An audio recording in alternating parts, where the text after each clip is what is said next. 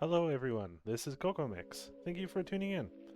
We'll be going over a series of cards straight from the neural net's output, and I'll walk you through my process over whether the card is interesting and worth a submission, or is generally boring.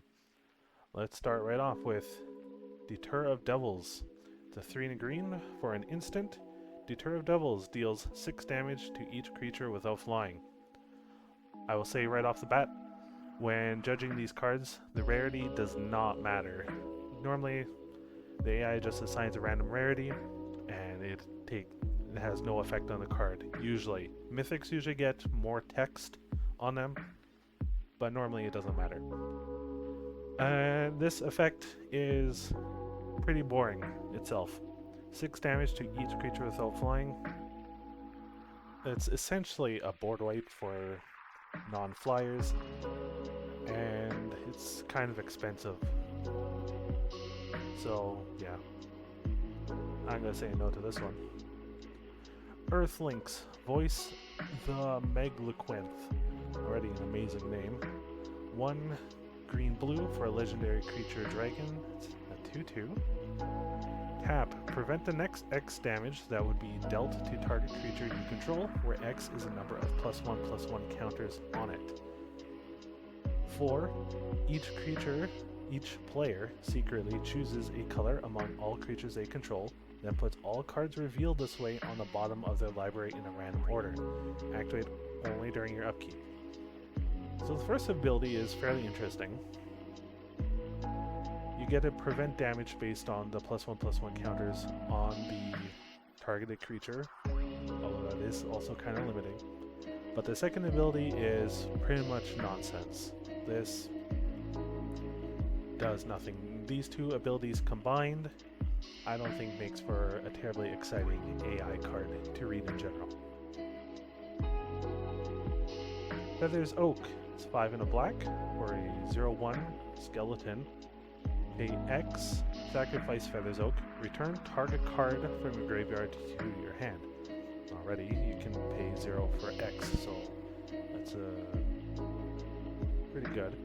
1 red-white, Feathers Oak gets +2/+0 until end of turn. It's a 6 mana 0/1 that you can pay 3 to give a +2. Very, very bad.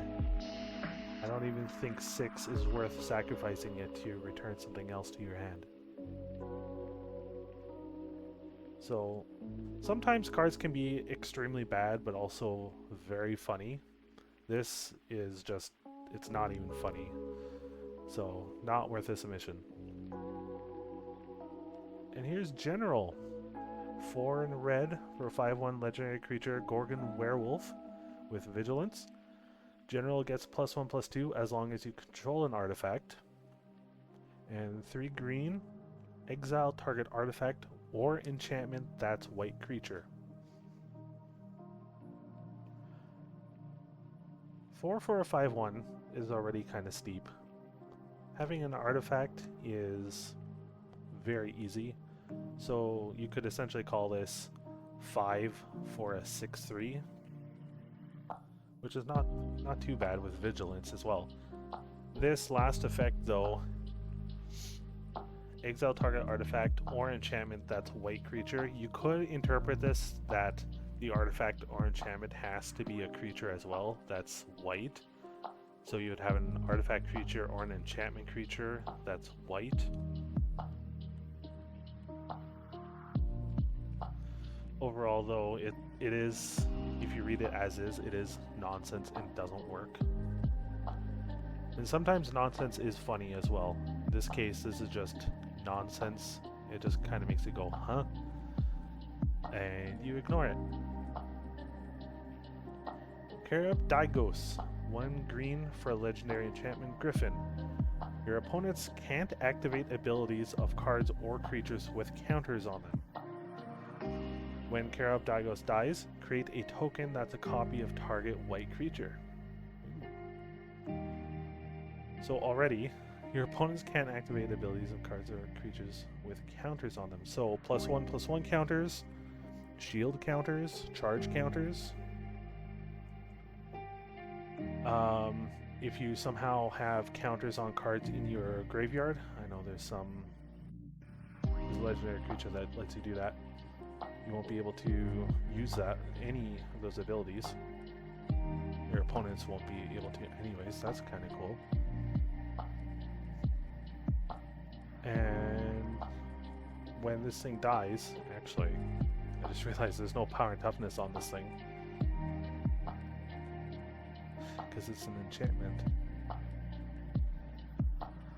So you'll have to blow it up yourself to get this second effect, unless an opponent does it for you. But then you get a copy of creature if it's white, which I think would be pretty easy. Just run this in your own Selesnya deck. You'll have white creatures for days. I'm going to give this one a pass. I would definitely submit this to the Rosewater. Kurok's Hour. Blue for a sorcery. Search your library for a creature or land card, reveal it, put it into your hand, then shuffle, and investigate. Effects like this already exist in the game. I don't think there's really any further discussion needed. It's great. It's cheap with both of these effects, but it's not worth the AI's time. Talroom Mentor. 1 in green for a 2/2 Fox Spirit. When Talroom Mentor enters the battlefield, return target enchantment card from your graveyard to your hand. 1 in green, move a +1/+1 counter from it. Move it where? And landfall. Whenever a land enters the battlefield under your control, you gain 1 life. Solid Bear. There's a lot of abilities. Get an enchantment back. There's a lot of those in green. This middle ability, though, doesn't really do much. I'm going to say this card is fairly medium, and I would not submit it. The Lungenestrome. 1 white-black for a legendary creature, Human Shaman, 2/2. Double X, amass Orcs X. Rare case of the bot using X correctly. Players can draw more than 1 card each turn. And whenever the Lungenestrome attacks, you may add 1 blue-black, directly fueling its amass ability, for 1x at least. It is a 3-color commander. Black, blue, and white. But all those abilities together would seem like a really fun build around. I think you could do a lot with this, even working around that you can't draw more than 1 card each turn. I think this is worth a submission. And finally, the third keep. 2 in a red for 4/4 legendary cat with flying. And instant and sorcery spells you cast cost 1 less to cast. Already amazing for red.